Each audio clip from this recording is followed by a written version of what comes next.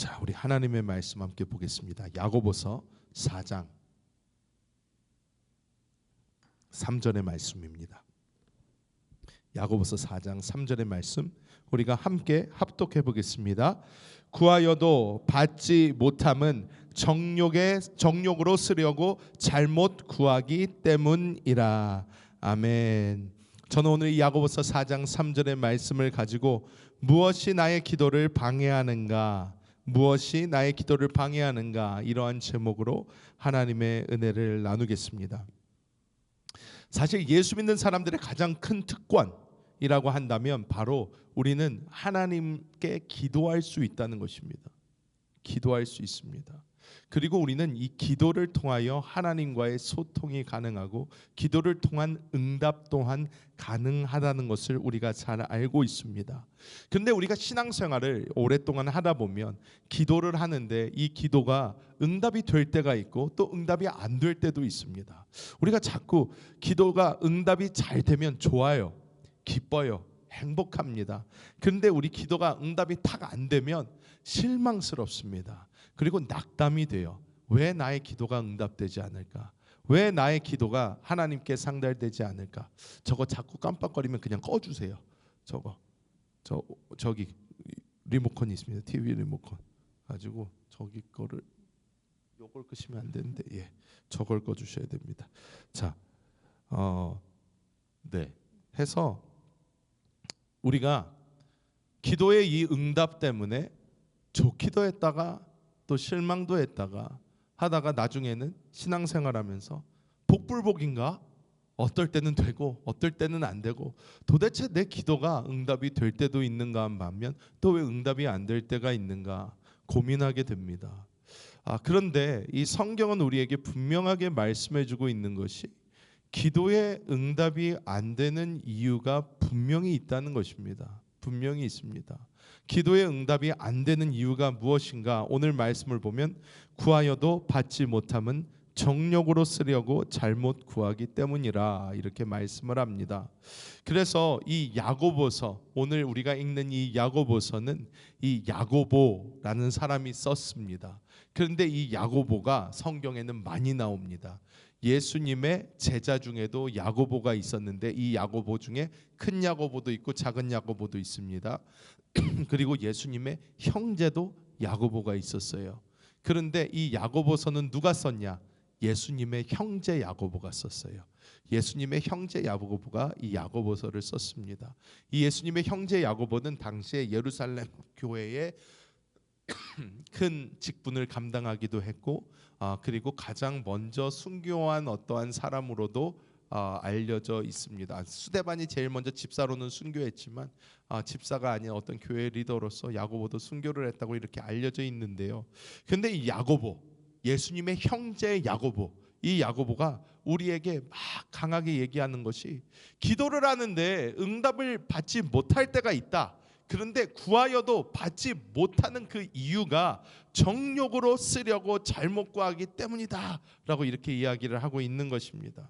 우리가 오늘 이 말씀을 다시 한번 이렇게 보면서 도대체 왜 우리의 기도가 응답이 되지 않는가, 어떻게 하면 그러면 이것들을 해결할 수 있는가 우리가 함께 나눠보고자 합니다.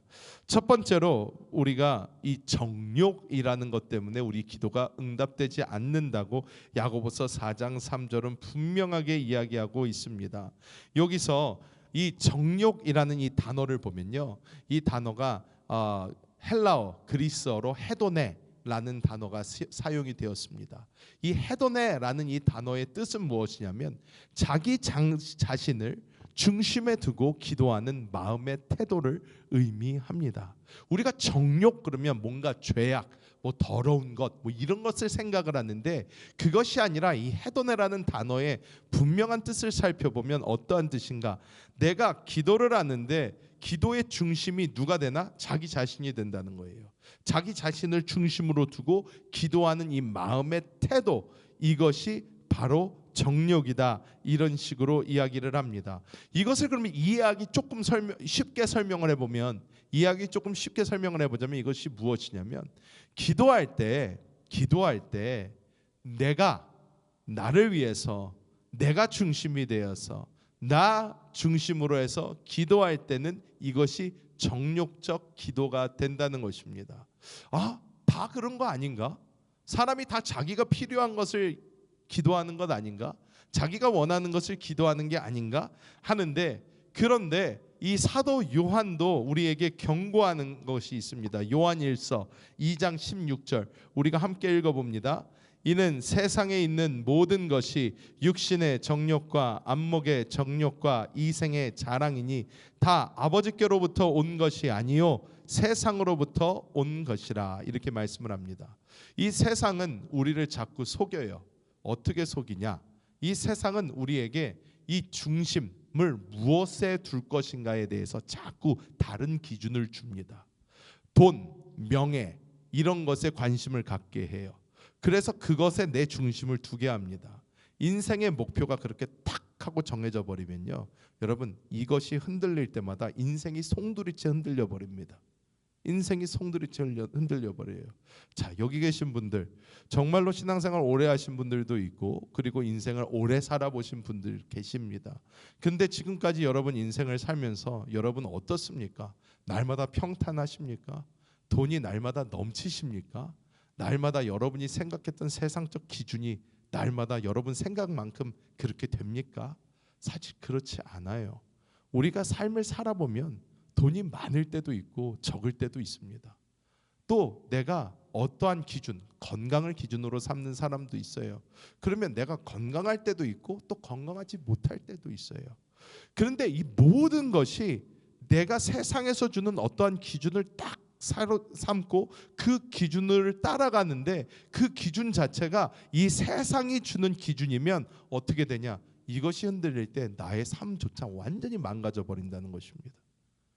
이것이 어쩔 수 없는 사실이에요. 그런데 우리는 이 세상에서 계속해서 우리에게 이야기해 주는 것은 이런 것들을 이야기해 줍니다. 이런 것들을 얘기를 해줘요. 그러니까 우리가 기도를 할 때도 하나님 앞에 나와서 기도를 하는데 그 나의 생각의 중심, 나의 기도의 중심이 뭐가 되냐? 이 세상의 거가 된다는 거예요. 이 세상의 것이 되다 보니까 어떻게 해요? 기도의 중심이 내가 이 정욕으로, 즉 이 세상이 주는 잘못된 기준을 가지고 기도를 하다 보면 이것이 정욕적 기도가 되어서 응답이 될 수 없다는 것입니다. 응답이 될 수가 없어요. 내가 맨날 와서 기도를 하는데 하나님 돈 좀 잘 벌게 해주십시오. 하나님 정말로 내가 다음 주에 또 이 메가밀리언을 살 건데 이 메가밀리언이 이번에는 좀 됐으면 좋겠습니다. 이런 기도를 계속 한단 말이에요. 이런 기도 생각보다 많이 합니다. 생각보다 많이 하는데 그런 기도의 중심이 다 어디 있습니까? 중심이 이 세상적 기준에 있는 거예요. 딱 있습니다. 여러분 이것은 굉장히 위험한 거예요. 위험한 것입니다. 왜 위험합니까? 나의 삶이 절대로 안정적이 될 수가 없습니다. 절대로 안정적이 될 수가 없고 날마다 롤러코스터를 탑니다. 날마다 롤러코스터를 타요.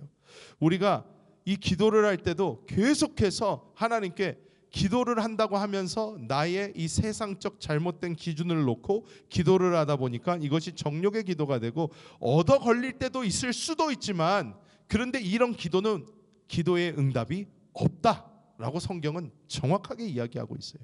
정확하게 이야기하고 있어요. 벌써부터 실망이 빡 들 수도 있어요.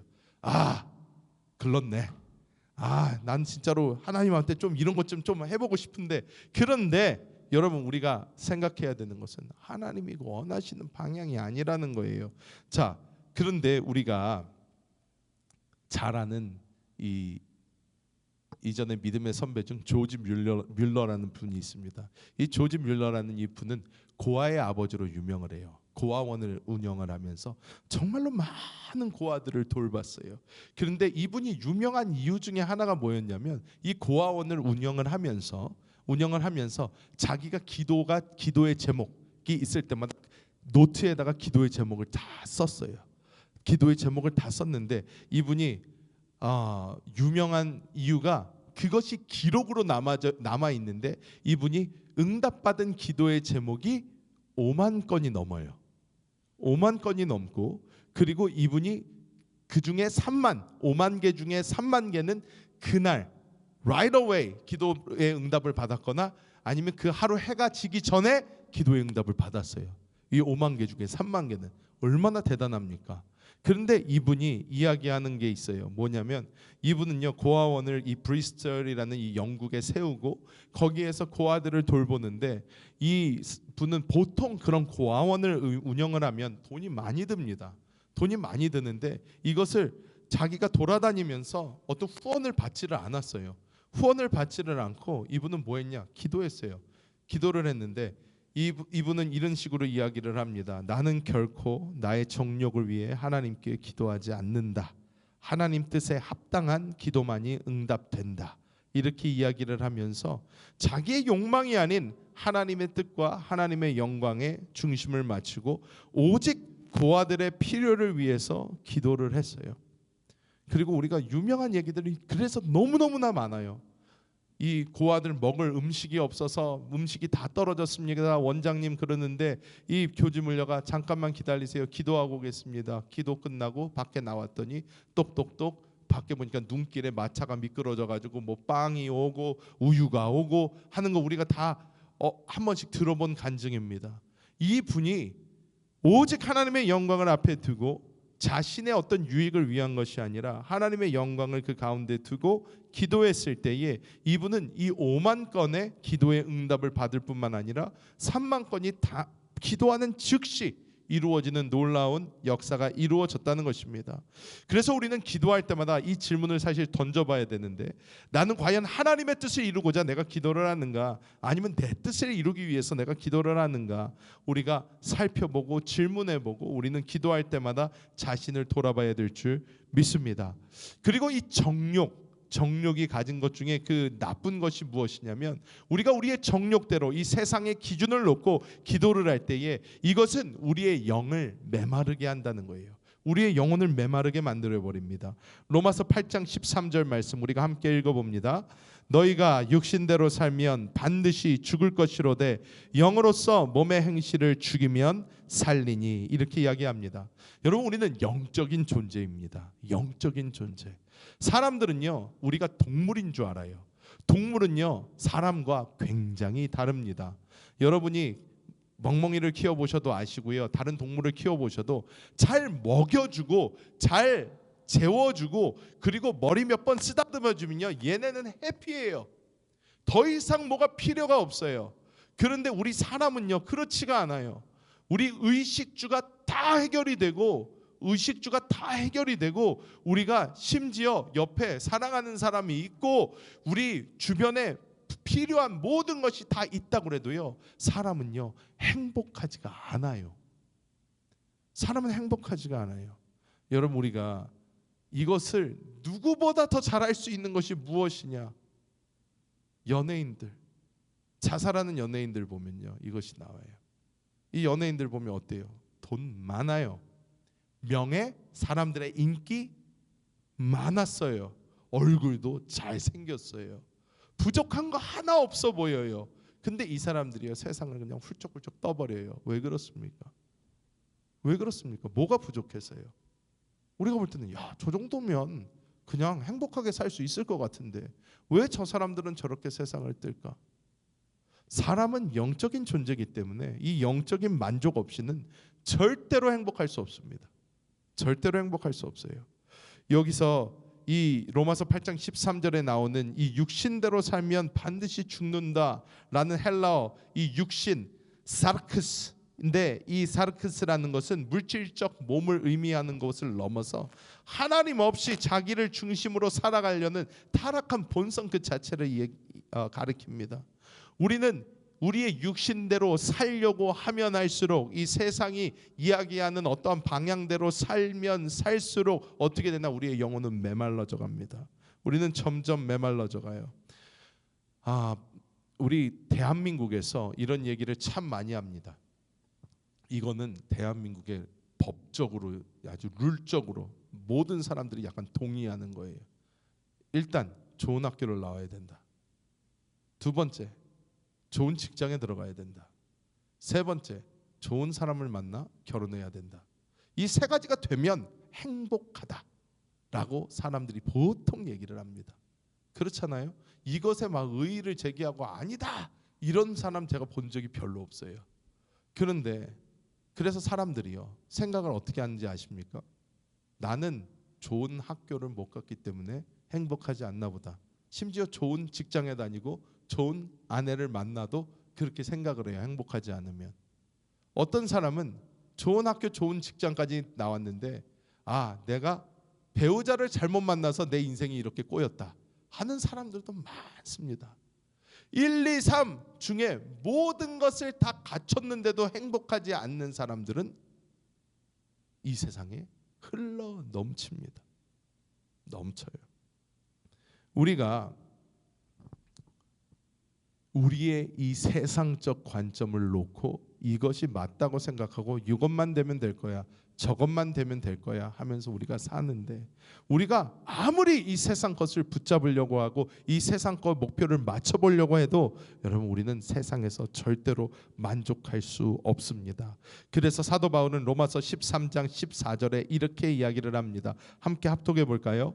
오직 주 예수 그리스도로 옷 입고 정욕을 위하여 육신의 일을 도모하지 말라. 여기서 이 도모하다라는 이 헬라어 표현은 의도적으로 계획하고 준비한다는 의미예요. 즉 우리는요, 육신의 정욕이 막 우리를 끌고 가는 것이 아니라 우리가요 그것을 보고 막 하려고 하는 거예요. 내가 그래도 이렇게 하면 되지 않을까, 저렇게 하면 되지 않을까 하는데 사도 바울은 그렇게 이야기하지 않는다는 거예요. 육신의 일을 아무리 도모해봤자 우리가 얻게 되는 것은 사망의 느낌밖에 없다는 거예요. 인생이 다 무슨 의미인가? 다 무슨 의미인가? 이렇게밖에 안 된다는 것입니다. 그래서 우리가 깨달아야 되는 것은 나의 올바른 행실이나 내가 똑바로 살거나 내가 이 세상의 어떤 것을 위해서 내가 내 인생을 투자하거나 하는 이런 것들이 우리에게 행복을 가져다 주지도 못할 뿐더러 우리를 그런 모든 것은 정욕으로 이끌어 간다는 거예요. 우리가 그것을 알고 우리는 내가 정욕을 따라 사는 것이 아니라 내가 주님 안에서 살아야 되겠구나 하는 것을 우리는 날마다 깨달아야 됩니다.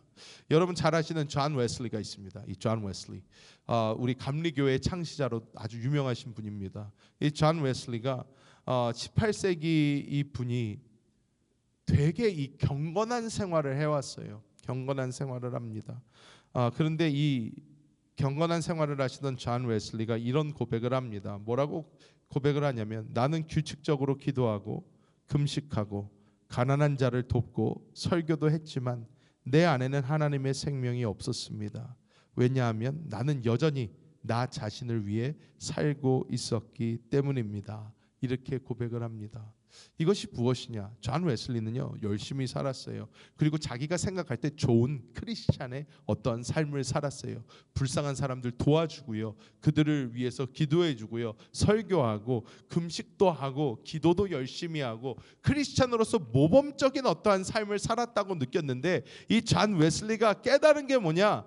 자기가 이 모리비안 교도들이 이 배가 침몰하기 일보 직전에 이 배 안에서 존 웨슬리가 복음을 들고 아메리카로 막 하면서 자기 같이 가고 있는데 자기는 막상 죽게 되니까 겁이 나는 거예요. 나 이제 죽었다, 어떡하나. 그런데 이 모리비안 교도들이 이 죽음을 눈앞에 두고도 하나님을 찬양하고 예배하고 기도하는 모습을 보면서, 아니 쟤네들은 어떻게 이 상황에서 자신들의 믿음을 붙잡고 죽음 안에서 저렇게 죽음 앞에서 초연할 수가 있는가 해서 했을 때 이 존 웨슬리가 깨달은 것이, 나중에 물어봤어요. 당신들은 어떻게 죽음 앞에서 그렇게 초연하게 하나님을 예배할 수 있었습니까? 모리비안 교도들이 얘기를 합니다. 우리는 우리 안에 하나님 살아계십니다. 하나님 살아계신 그 하나님을 우리는 바라보면서 기도하고 그 살아계신 하나님을 예배하고 찬양하는데 내가 무엇이 두렵겠습니까? 존 웨슬리가 그때 깨닫게 된 거예요.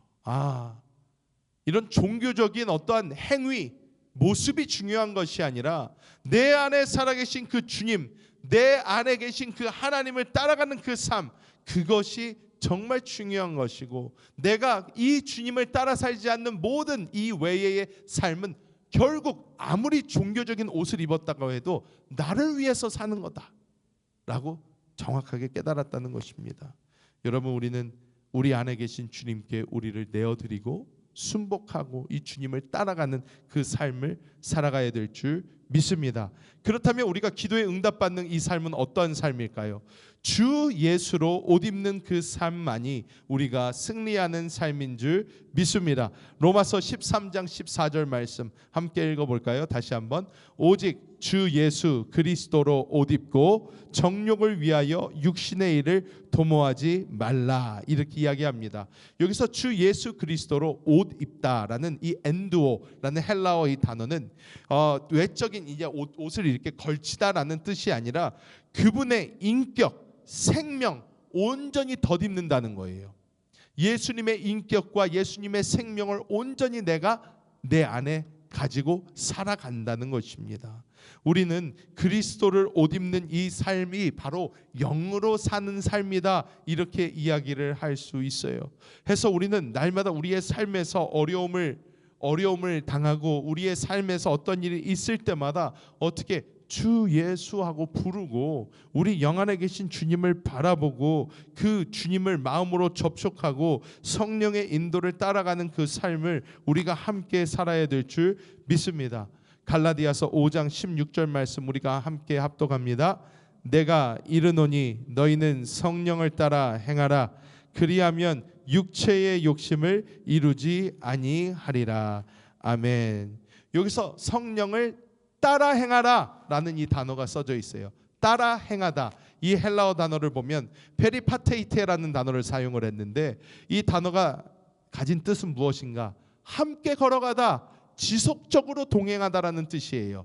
잠깐 예수님을 내가 원할 때 따라가는 것이 아니라 날마다 예수님과 함께 따라가고 우리가 흔히 생각하는 쉬지 말고 기도하라 라는 이것과 동일한 의미입니다.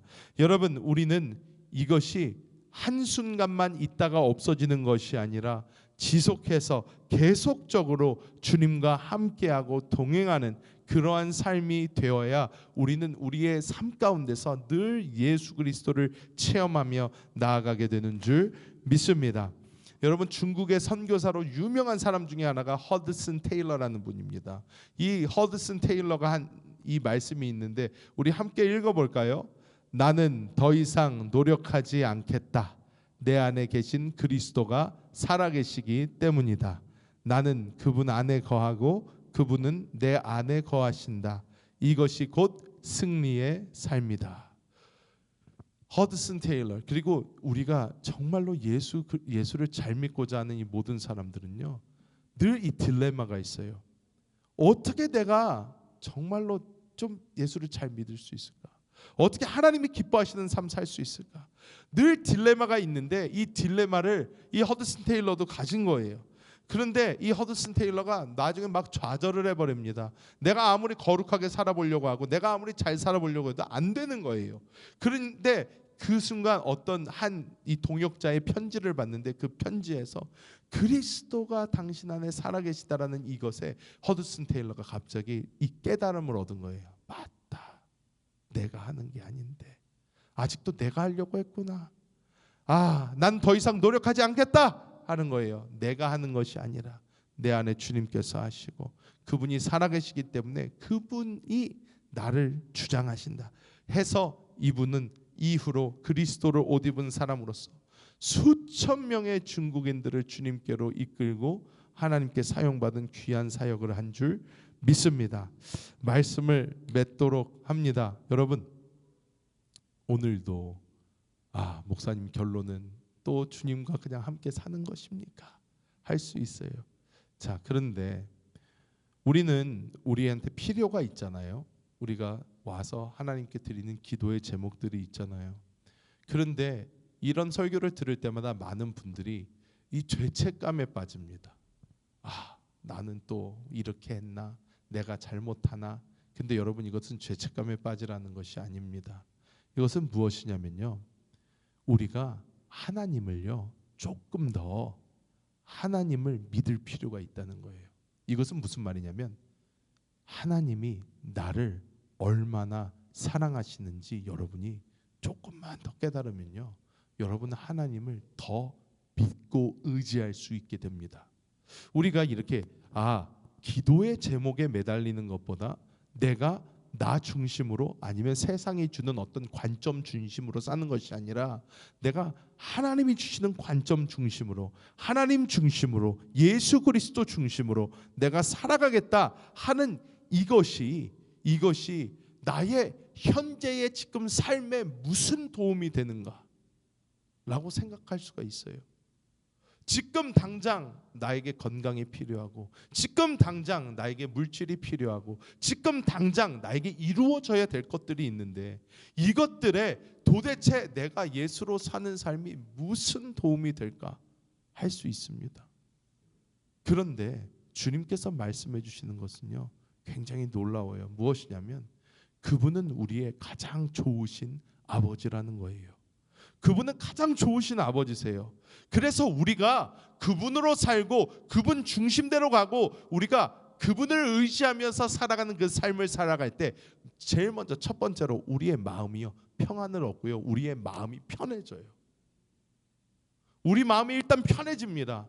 이 세상에 흔들리지 않게 돼요. 내가 돈이 많든 돈이 적든 흔들리지 않아요. 내가 돈이 많다고 해피해지고 돈이 없다고 슬퍼지지 않아요. 그냥 나의 삶은 늘 주님 안에서 평안합니다. 이게 첫 번째로 우리에게 주어지는 안정감이에요. 두 번째, 그렇다고 하나님이 우리 굶어 죽이시나? 절대 그렇지 않다라는 거예요. 절대 그렇지 않다라는 거예요. 우리 그거 알아야 돼요. 많은 사람들이 하나님 나 지금 이거 필요합니다, 이거 해주세요, 이거 해주세요 그러는데, 여러분 예수님께서 하신 말씀이 뭐예요? 안다, 하나님 다 하신다, 다 하신다. 이런 거 이방인들이나 구하는 거다. 제발 그러지 말고 너희는 먼저 그의 나라와 그의 의를 구해라. 그리하면 이 모든 것 더해 주신다. 예수님이요 답답해가지고 말씀해 주세요. 이게 무슨 말이냐면, 여러분 기도하지 말라는 소리가 아니에요. 기도하지 말라는 소리가 아니라 하나님하고요 제대로 된 소통을 하라는 것입니다. 하나님 원하시는 게 뭐지? 지금 하나님이 나를 통해서 이루고자 하시는 게 뭐지? 하나님이 원하시는 나의 삶은 어떠한 방향이지? 이것을 주님과 더 대화하라는 거예요. 그리고 하나님이 원하시는 것을 그 방향으로 예수를 옷 입고 가는 거예요. 그러면 어떻게 되나? 필요한 것들 채워주신다는 거예요. 채워주십니다. 채워주셔요. 여러분도 잘 아시겠지만 저는 목회자가 되고 싶은 마음이 없었습니다. 전혀 없었어요. 정말 일도 없었습니다. 하기 싫었어요. 공부도 많이 했어요. 그리고 충분히 잘 먹고 잘 살 수 있습니다. 그런데 이 목회자의 길 왜 갑니까? 왜 갑니까? 왜 합니까? 뭐가 좋다고 왜 하겠습니까? 제가 우리 성도님들께 늘 말씀드리는 것 중에 하나가, 하나님이 없는 삶보다 두려운 삶이 없어요. 하나님이 없는 삶보다 두려운 삶이 없습니다. 저는 그래서 목회자의 길 가는 겁니다. 하나님이 저에게 기회를 주셨어요. 너 하기 싫으면 안 해도 된다. 안 해도 된다. 할 필요 없다. 가라. 너 하고 싶은 대로 살아라. 하지만 너가 그렇게 산다고 하면 넌 더 이상 나랑 관계 없다 하시는데요, 제가 진짜로 5만 가지 생각이 다 들었어요. 내가 이 자리로 걸어 나가서 다시 미국으로 돌아와서, 근데 중국에서 그 말씀을 들었으니까 내가 하고 싶은 거 하면서 돈 많이 벌면서 산다. 근데 하나님은 없다. 제 삶에 답이 없는 거예요. 희망도 없고 소망도 없어요. 왜 살지? 이 땅 살면 얼마나 산다고? 막막해집니다. 죽으면 끝인데. 제가 그 자리에서 다 버린 거예요. 주님, 됐습니다. 필요 없습니다. 그런데 저는 그렇게 살면 되게 슬플 줄 알았어요. 옛날처럼 막 돈 많이 벌고 막 뭐 좀 해보려고 이러는 게 훨씬 행복할 줄 알았거든요. 막 통장에 돈이 쌓여가고 막 이러면. 그런데 사실요, 다 어떻게 해요? 똑같아요. 저도 오르락 내리락 통장은 늘 물결을 칩니다. 어떨 때는 바닥을 쳤다가 어떨 때는 좀 생기기도 하고. 그런데요, 중요한 건 뭔지 아십니까? 통장에 상관없는 삶을 살게 되는 거예요. 통장에 상관없는 삶. 그리고 하나 확실하게 간증할 수 있는 것은 하나님은 절대로 저를 굶기지 않으셔요. 애를 5을 낳는데도 살잖아요, 여러분. 이것은 기적입니다, 기적. 우리는 그래서 깨달아야 되는 것이 하나님께서 우리를 부르십니다. 정욕을 위해서 나 중심으로 살지 말고 하나님 중심으로 살아봐라. 기도해라. 나랑 대화하자. 말씀하십니다. 우리가 그 말씀에 순종해서 따라가면 하나님을 만나게 됩니다. 그러면 우리는 삽니다. 살아나요. 그래서 모두 다 그 생명을 얻으시는 우리 모든 성도님들 되시기를 예수님의 이름으로 축복합니다.